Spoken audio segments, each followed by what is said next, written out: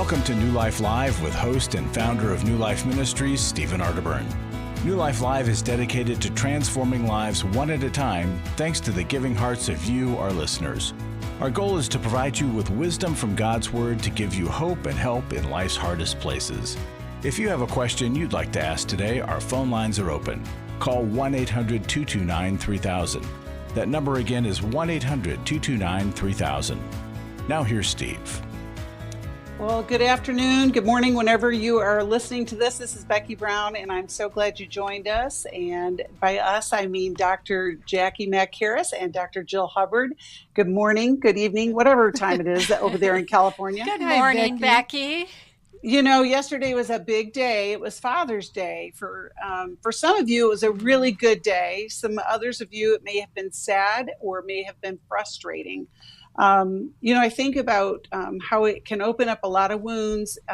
Fathers are so important in the lives of growing children and adults, actually, because that leftover wound can just fester and get bigger and impact your own fathering. But Jacqui or Jill, what would you offer somebody who may have had a hard time yesterday or maybe has some unresolved father wounds?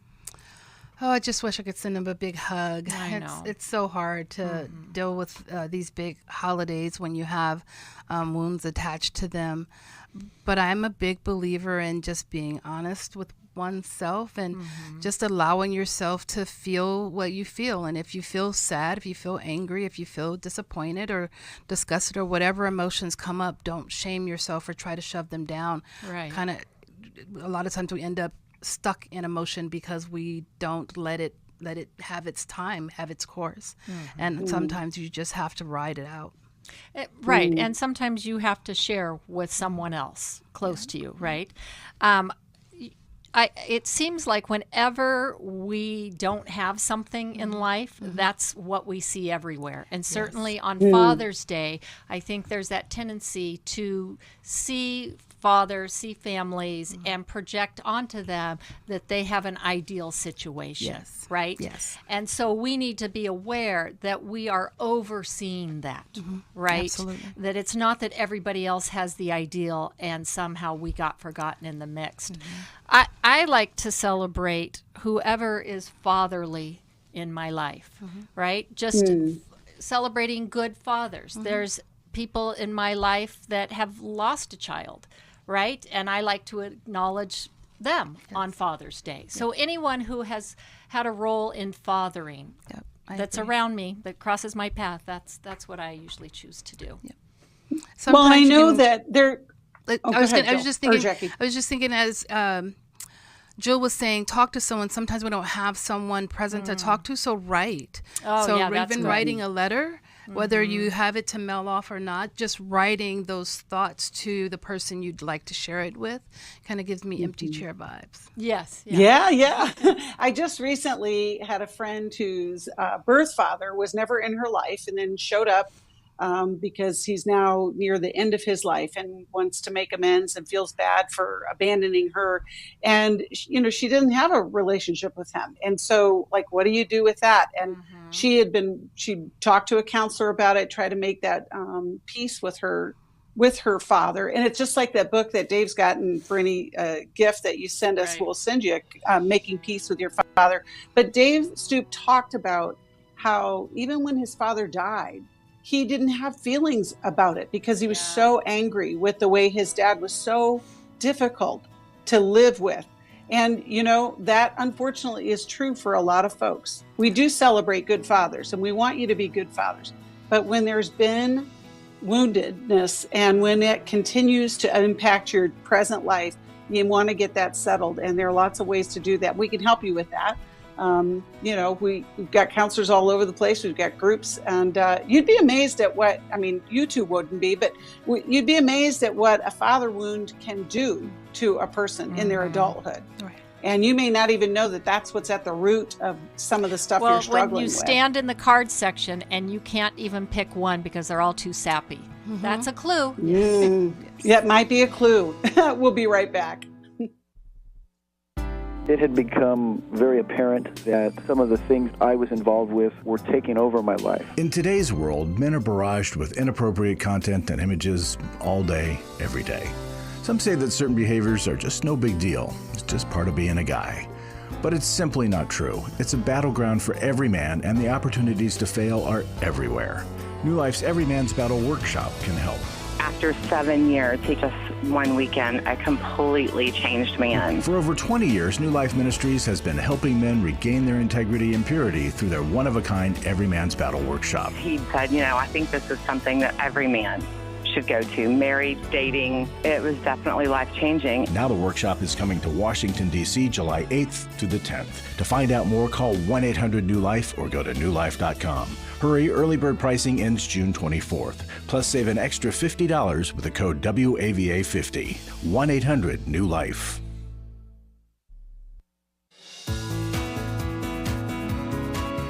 To find out more information about New Life or to order any of the resources mentioned on today's program, call 1-800-NEW-LIFE. Now back to New Life Live. Welcome back. We are so glad you're with us today. And, we are taking calls and answering them, and we're going to help you. And we're going to start with Art, who's calling us from Portland, Oregon. And I think you're a first-time caller, right, Art? Yes, I am. Oh, great. Well, we're glad you're with us. How can we help you today? Yeah, I've just been struggling a lot because, I get really depressed, and for a long time I considered myself a confirmed and empowered atheist. I didn't believe in God. I didn't believe in anything. Mm-hmm. I was very,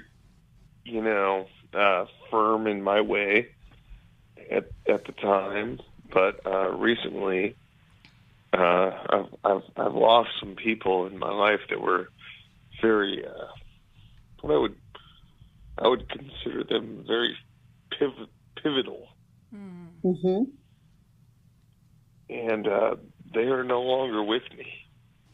Mm. And one of them was my grandmother, who was basically my second mom.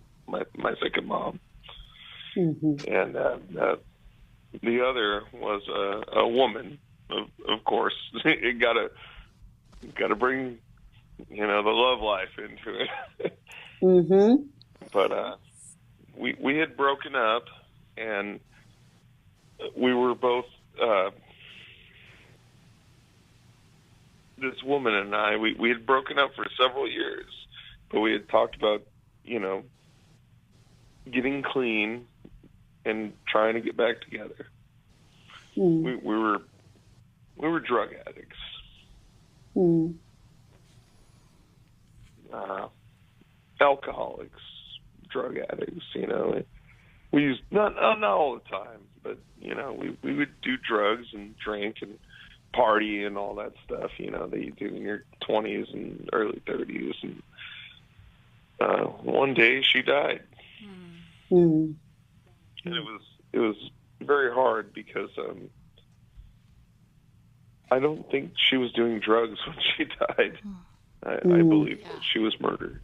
I believe that she was abducted and murdered. Wow. Mm. Yeah. So, Art, these are really sad things that you're experiencing. How can we help you today? What question do you have for us? Well, I guess my question is that when I look back both on this woman that I loved and my grandmother, they were both very, the word I'm searching for is altruistic. Mm. They would go out of their way to help the fellow person. Mm-hmm. And I hope they're not suffering now. They're both dead. Mm. They're gone. And one day, I thought about Jesus, and I thought about God, And I thought that hopefully they're being helped outside of the mortal life. And so you're just trying to organize that. I don't know what the right thing to say is.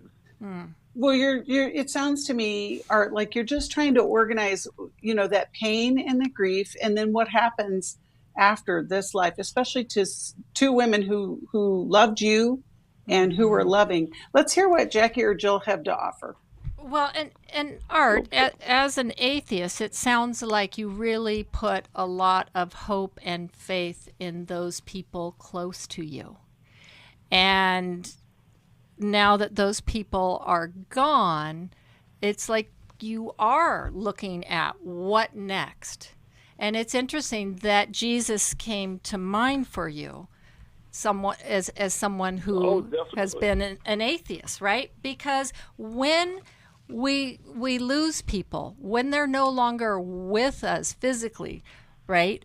That does make us think of our own mortality, and that really none of us can save ourselves. Yeah, right? And Art, I also heard some care and concern for them in the afterlife, right? Yes. It sounds like there's a hope that this Jesus we talk about is real, and that this heaven is real, and that to be absent in the body is to be present with the Lord, and that they are resting. And in our church we hear the pastor say there'll be no more tears, no more crying. No more it's the land of teeth, no more, right? So there's no more pain, no more sorrow, no more heartache, no more tears. And so I also hear you asking, is it possible that is real and true, and that's where these people you love so much have gone to? Does that resonate for you, Art? Oh, it definitely. I'll tell you what. Okay, let me build a timeline very quickly. Well, speaking of timeline, we're on a really tight one on the radio, and so we don't want to lose you. Okay, we want to make sure that we get a chance to help you.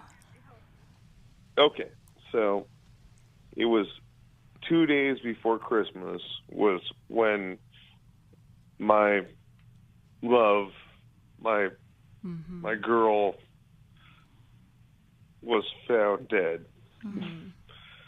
Was it this past Christmas, Art? It was December 23rd, and then I took time off work for a place that I'd worked for 6 years, construction, and I came back to work for 2 weeks, and I was such in an emotional state, and then they let me go. I got fired because I was just out of my mind. Yeah. And then within 6 weeks, my grandma died. Oh. She was very healthy. Yeah. She got COVID, and then she died. I talked to her the day before she went to the hospital, and then 2 days later, my grandma was dead. And, so I've just been trying every single day since then to rebuild. And, but I'll tell you what, something happened. Something changed. I felt the power of the Almighty. Wow. Amen. I felt something change in me. I'm sorry. No, it's okay, Art. This is what happens when we come to these realities of life where we don't, we won't live this life on this side of heaven. But then when we're faced to this reality and you have this experience, it's pretty powerful. And, Art, there's a process of healing grief that can grow our connection with the Lord, even if you've never, you've had this experience. And I just think it's powerful that you reached out to us and asked for some insight. And I want to offer to give you, we're going to send you a copy of the Life Recovery Bible. That would be one thing. But I also want to send you a copy of the Grief Recovery Workbook as well, because I think when we're in these really tender places in our life, it's an opportunity for us to find healing for many things, not just the thing that we're dealing with right now. And, I would ask our audience to pray for Art, and Art, just hold on, and we're going to get you connected with some help. And even a life recovery group could help you in this process of healing. You're going to need people around you. And, it's hard to lose people. And when you lose them so closely together, and don't have a faith at which you can stand on, but we are celebrating the fact that you had an encounter. But God is reaching out for Art. Yes. And I think the Lord wants Art to turn to Him. Right. Agreed. Yeah, He's calling. Instead of these people. Right. Because He's there. He's there, Yes. and you're encountering that with Him. Thank you so much, Yes. Art, for Yeah, sharing thank you for your that with story. us. Yeah. And you never know who's going to call. We're so glad that you did call. And we're going to go to Jill, who's our caller from Charlotte, North Carolina, listens on Sirius XM. Jill, we're glad you waited. How can we help you today? Hi, I had a question. I asked my husband to move out about 3 weeks ago, which he did. He's an alcoholic. We have been married for 13 years, and we've been through separation before, and I took him back too soon. So I just don't want to, what do you suggest I do or expect from him before any talks of reconciliation happen? Great question. All right. Well, what made you take him back last time? Well, it was sadly his son had to come live with us, which then in retrospect I realized I had choices, but I was because his son's mom had passed away. So he had nowhere to live, really. But they could have, whatever. So it was out of a crisis that then you set aside the standards that you had set out to have. So this time, it's important that we learn from our mistakes or what didn't work previously, and that we that we do something different. So Jill, this time, any ideas about what is different, or are you asking us that? Well, I'm asking you. I know, he seems different, but it's only been 3 weeks. I'm trying to I don't want to have to feed him this information either, or say you really should be going to this type of AA. So you don't want to feed him the information, but he may not get it if you don't. Right. So if you have expectations, you have to make them clear, and clear is kind. That's Brene Brown. Clear is kind. Clear right? is kind. Clear is kind. So if you have expectations, if there is a particular standard, then state it. If he's not in a program, if he isn't acknowledging his addiction and the damage that it's causing, then maybe those are some signs that you're not ready for him to come back. Are you guys doing couples therapy?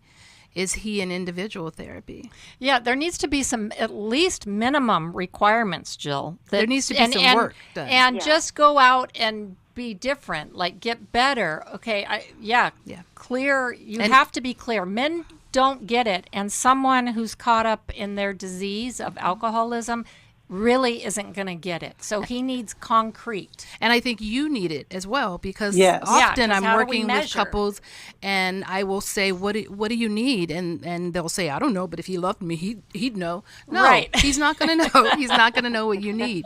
You have to know what you need and then ask for that.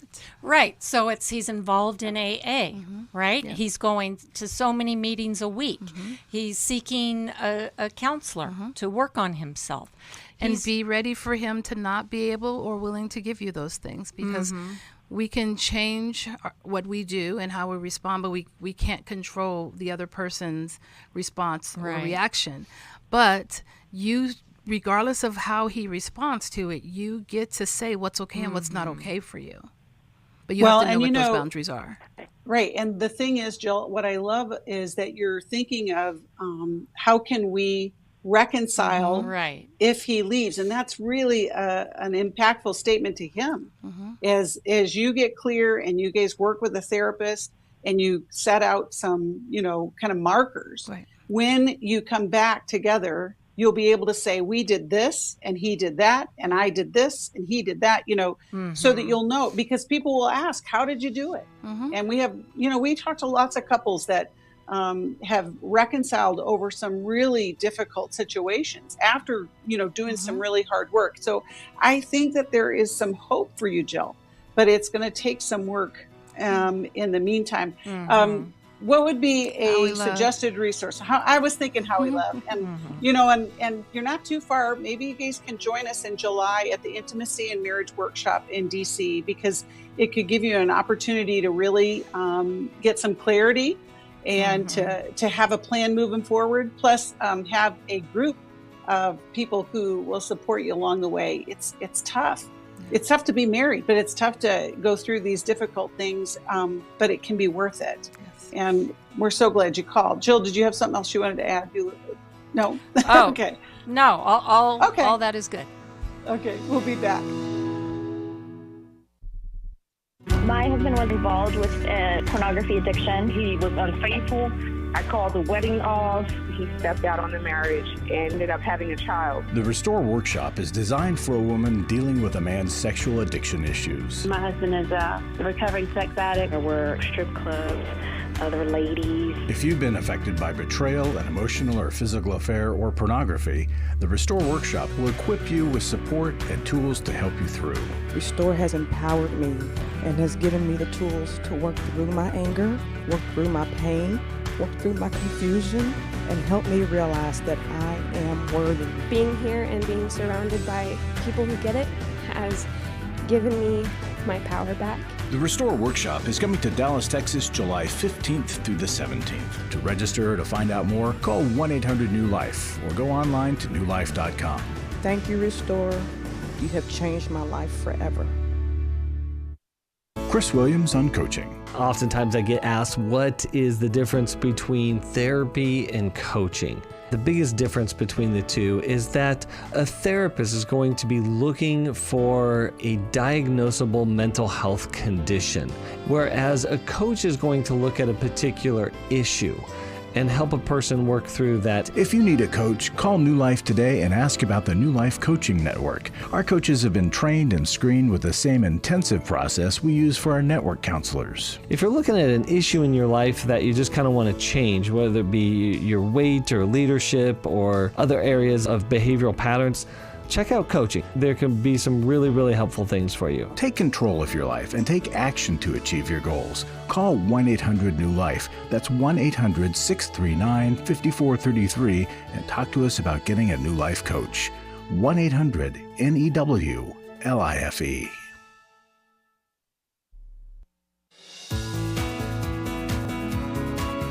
We'd love to hear from you. If you have a question or a comment, call toll-free 1-800-229-3000. Now back to New Life Live.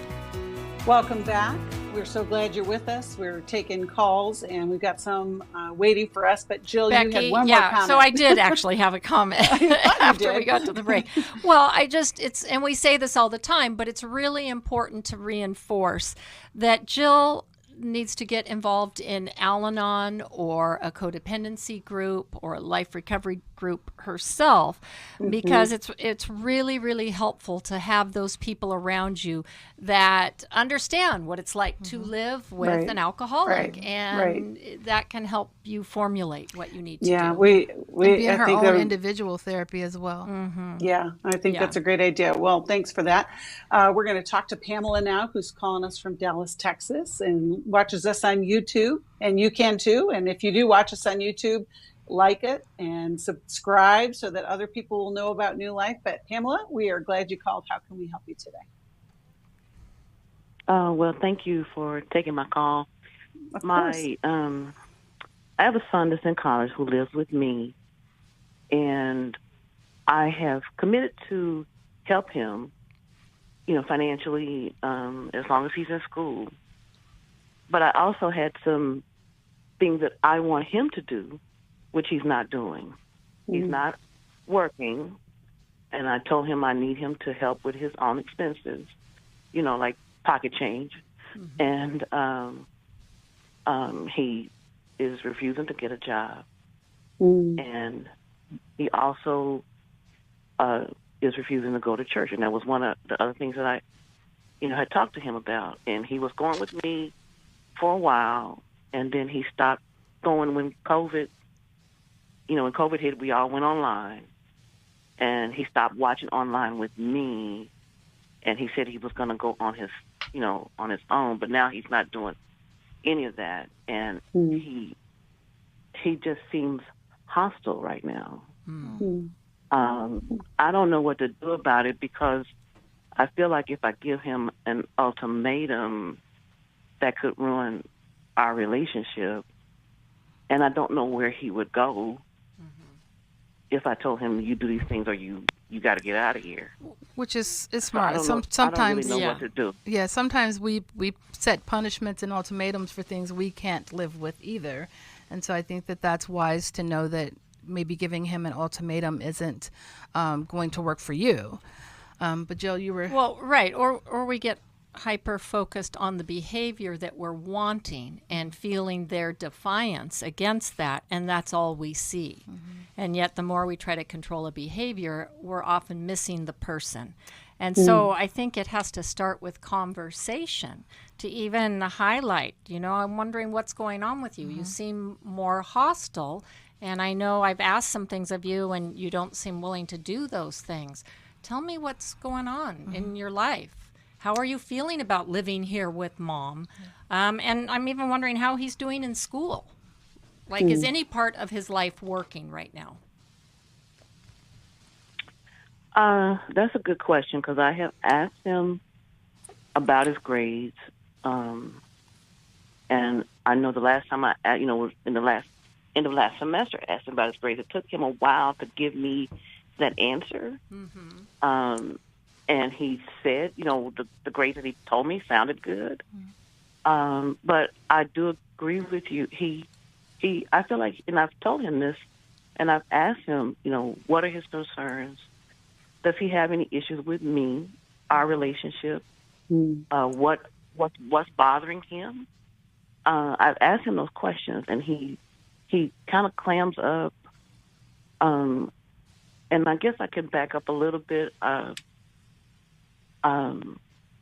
husband and I divorced a year ago, and he chose to live with me, although when I asked him to go to therapy, to deal with, because I feel like he had some issues he needed to address, which he did agree.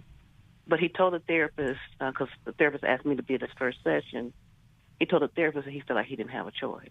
And I no, you had a choice, because I told you you could live with him or me. It was really up to you. So I don't know. I mean, it's just hard to get him to talk. He's isolated himself from just about everybody except me, and that could be because he lives with me. I don't know. Do you know if he would be willing to go to therapy again for himself? I don't know, because I asked him because he had like 6 sessions through my employment for free, and I asked him after that, would he continue?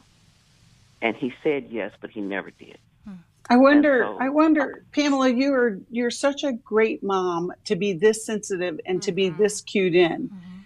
He's dealing with grief. He doesn't probably have the words to describe how he's feeling. Yeah.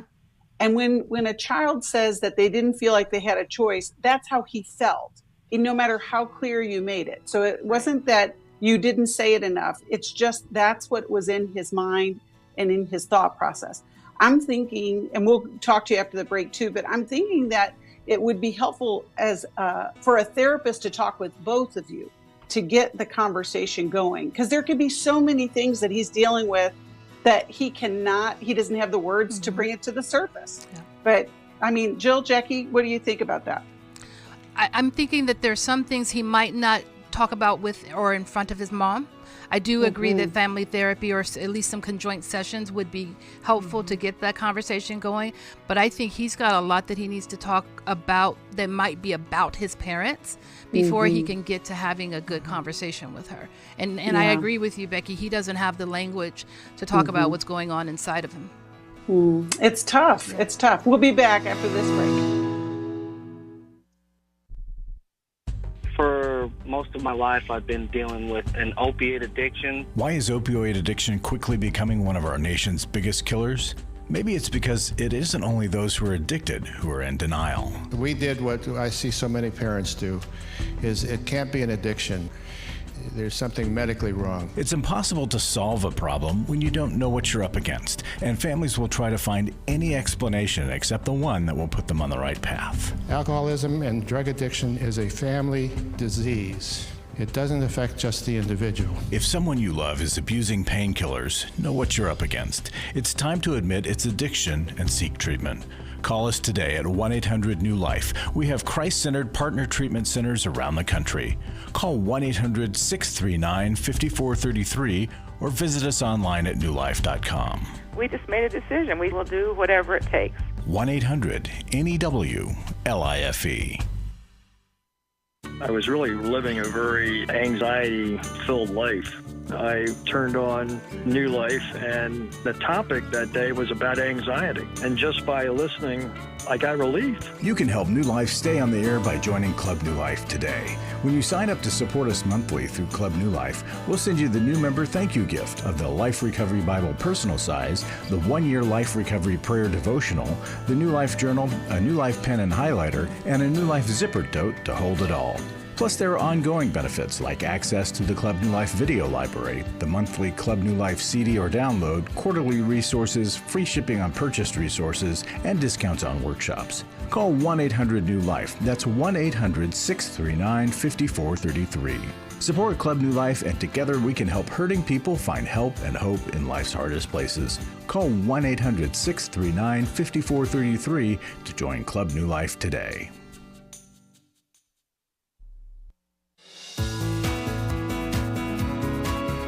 We're glad you joined us for New Life Live. To be a part of the program, call 1-800-229-3000. Now back to New Life Live. Welcome back. We are talking with Pamela, whose college-age son is having some difficulties, and it's hard to be a young man right now. But Jill, what did you? And Pamela, is he like, how old is he? Is he 18 or is he, 22? He's 22. He's 22. Okay. So, and he's lived at home throughout college? So he would be... No, he spent his first 2 years, like he spent 1 year in the dorm, and then he was 1 year in an apartment by himself. Oh, okay. So he's come back home to finish up. So is he back living with you now? Okay. Okay. So, but you said that you divorced a year ago. And I think no matter what the age of a child, divorce kind of pulls the carpet out from under them, even if they know that there are problems. And a lot of times we see kids regress when there's been a divorce. And I'm wondering, Pamela, how involved is his dad with him? Do they have ongoing relationship? Is his dad invested in his life? No. No. The last time I spoke to his dad, he told me, and this was a while ago. He told me that that our son was not returning his calls, and he would take or he'd take a long time to return his calls. And I told him their relationship is their relationship. I can't really. Right. Mm-hmm. I can't navigate that for him. No, you can't. You can't. And there's some yeah. And I was wondering too, if when you said he said he didn't have a choice, if he didn't have a choice wasn't because of you necessarily. Right? Maybe he didn't have a choice because he didn't feel like he could go live with Dad, not necessarily because of anything you would say.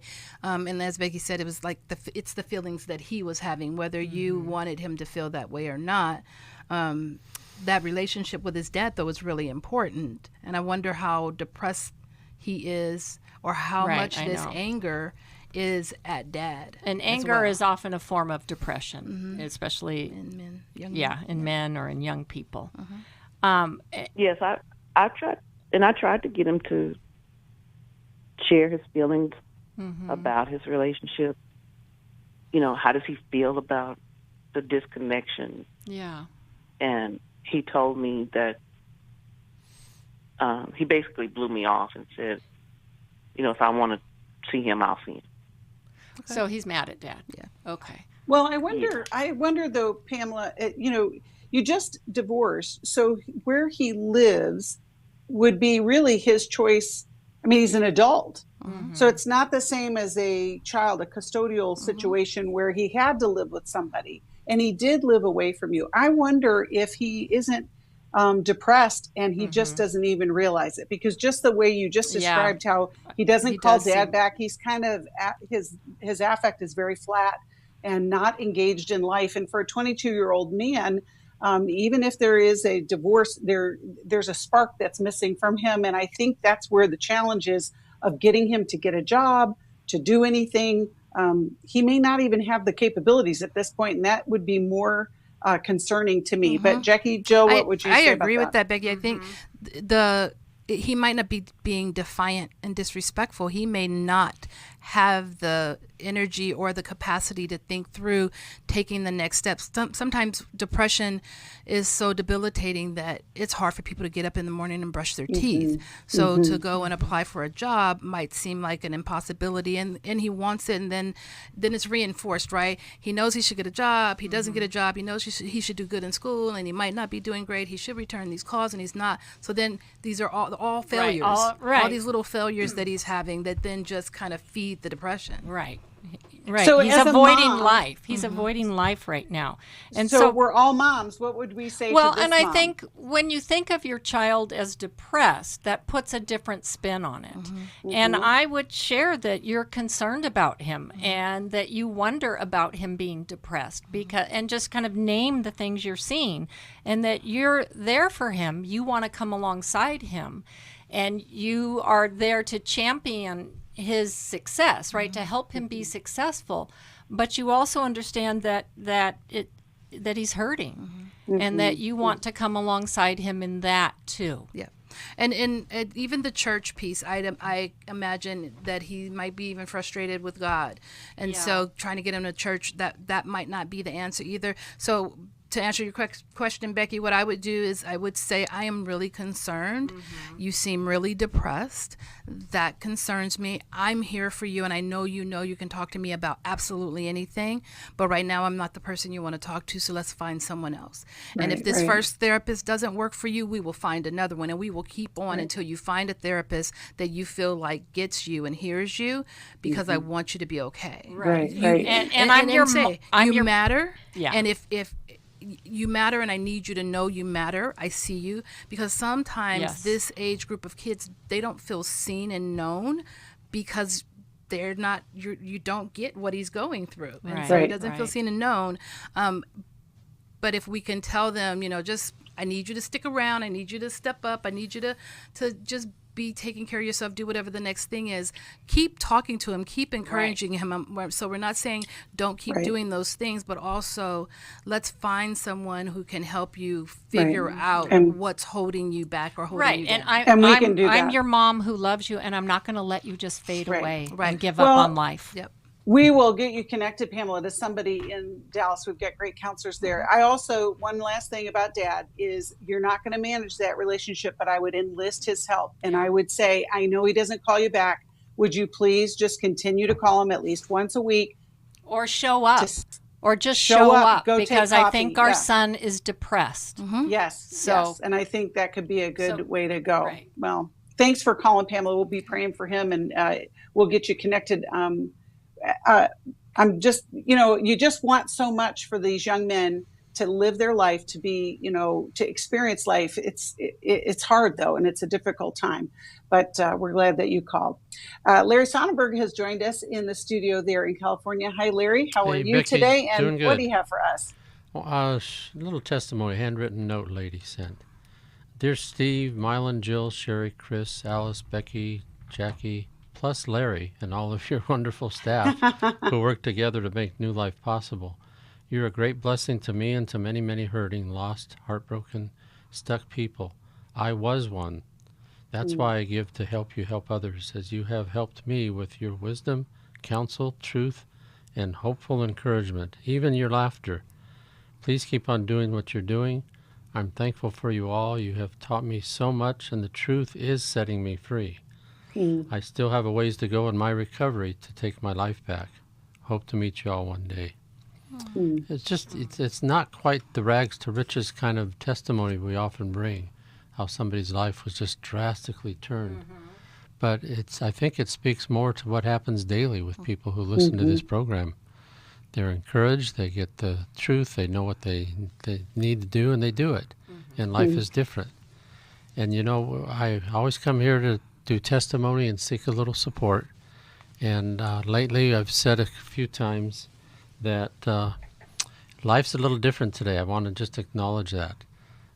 Giving is a harder thing to do for a lot of people because of what's going on in our economy. And if you're hurting and if you just can't give what you used to give, thank God, keep listening. Things will turn for the better in time. And we're not giving up on you. Please don't give up on us. I want to encourage you who aren't quite in that category. You might have a few more assets. You might have the ability to give that others don't, even during tough times.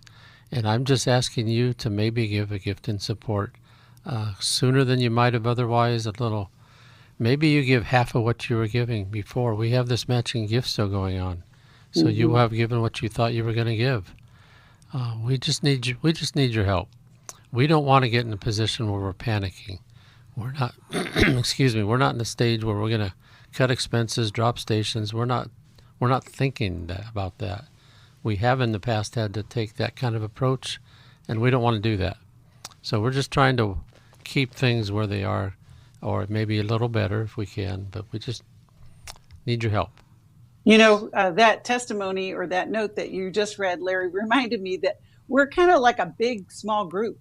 This is because if you've been listening as long as I have learned, and that's kind of what a group experience is like, right? Where we hear people tell their stories and then we hear others give input. And I just think about how many people have been impacted by New Life over the years and how families are different and lives are different. And, that's why we do what we do. And I want to encourage you, if you have never given before, decide today that that's where you're going to put some money, because it will impact the lives of someone. Becky, and you may never even know that person. I just want to say thank you to the Club New Life family of people that continue to give.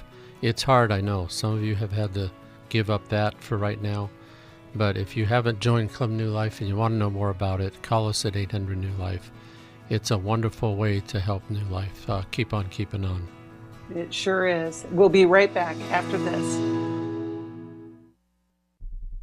I came into this thinking that my husband was the cause of many of our issues. The New Life Intimacy and Marriage Workshop is coming to Washington, D.C., July 22nd to the 24th. But after learning about our attachment styles, I understood how our past hurts were playing into our present problems. Join Steve Arterburn. It's been a dream of mine for a long time to help people to grow more intimately together, and we believe that everybody has room to grow in the intimacy level of their life. And Milan and Kay Yurkovich. We help couples understand how their attachment style is sabotaging their current relationship. And then we teach them how to create comfort in a relationship. And New Life's group counselors will help you focus on the area that will benefit your marriage most. To register or to find out more, call 1-800-NEW-LIFE. Here at this workshop, we had our first ever conversation without yelling, blaming, and accusing.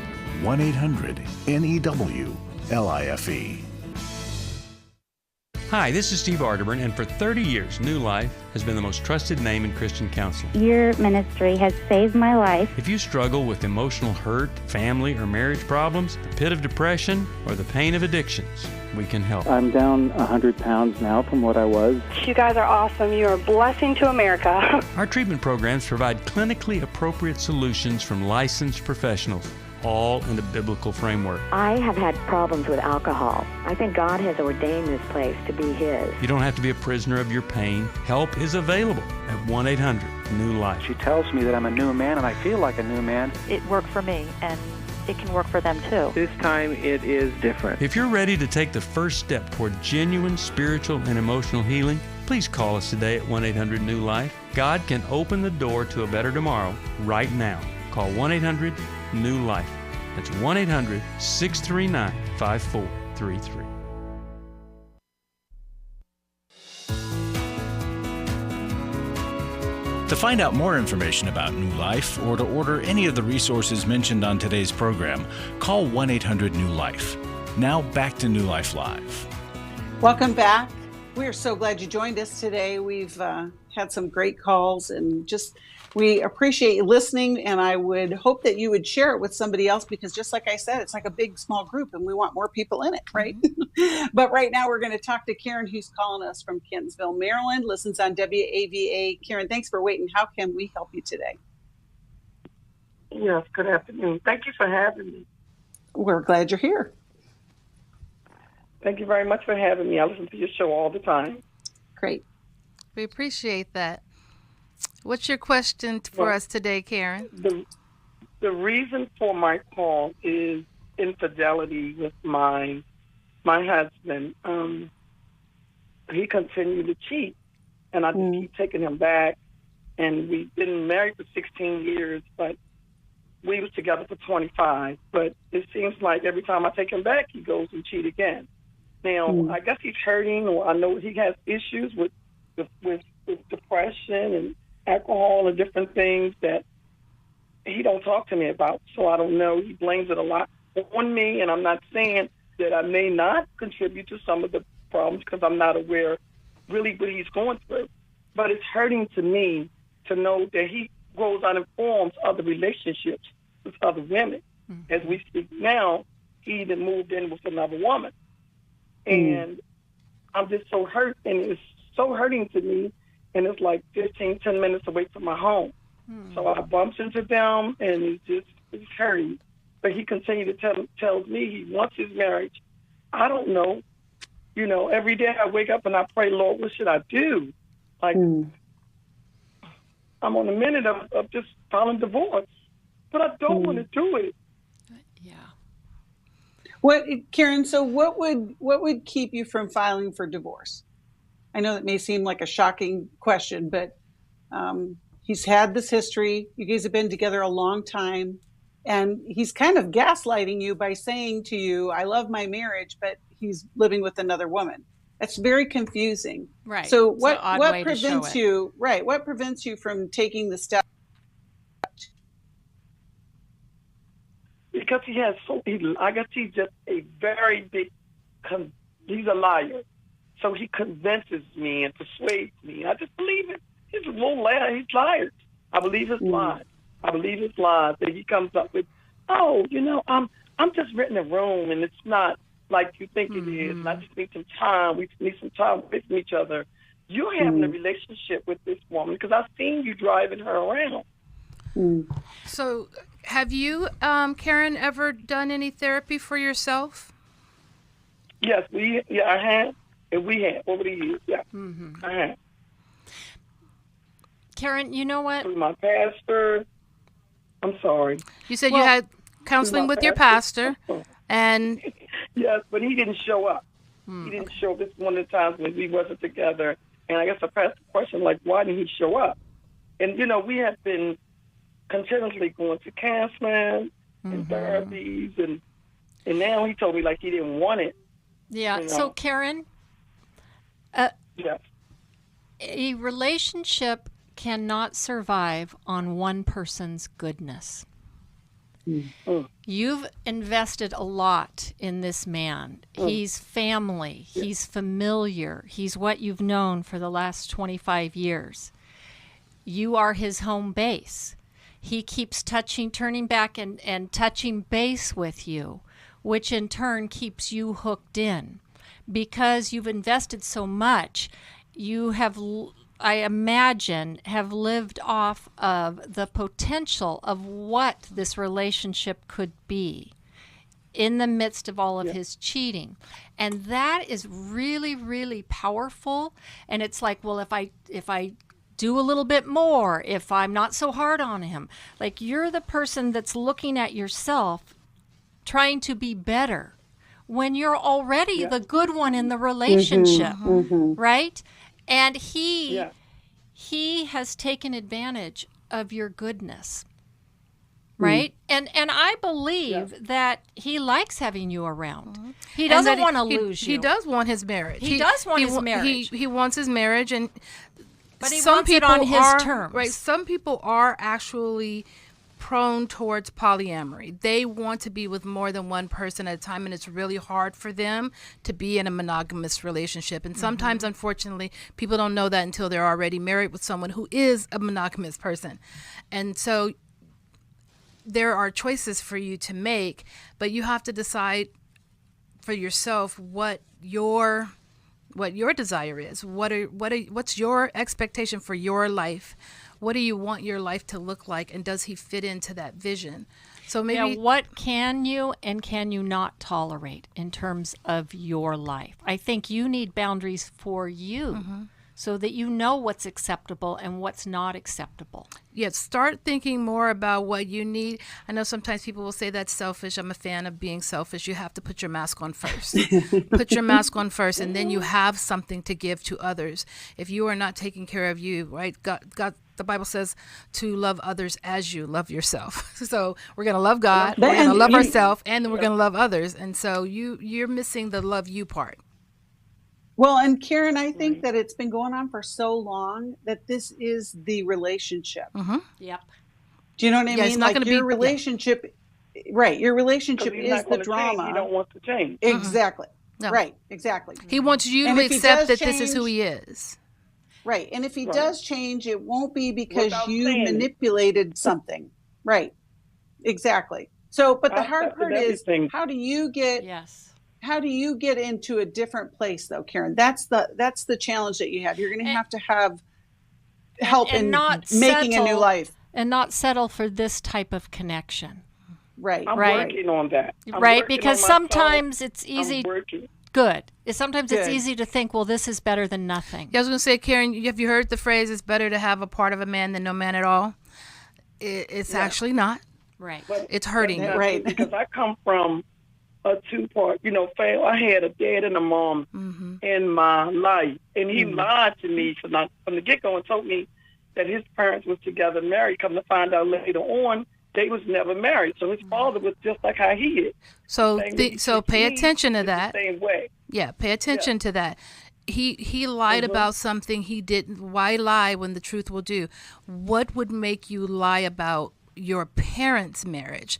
Well, he wanted you to believe something about him that's not true, and that's his character. That is his character. Regardless of even the infidelity, he lied to you from the beginning about something that's not even necessary to lie about, because he's trying to portray an image that isn't actually true of him. It might be his fantasy about who he could become. It might be what he wishes his life had been like. To cover his insecurity and his shame. Right. About so, who he is. people are neither all good or all bad. So there is something there in him, and we do what we do for a reason. But it's not your job to manage that for him. Right. You have to figure out what is okay for you and what is not okay for you. If this back and forth revolving door relationship is okay for you, then you'll take him back.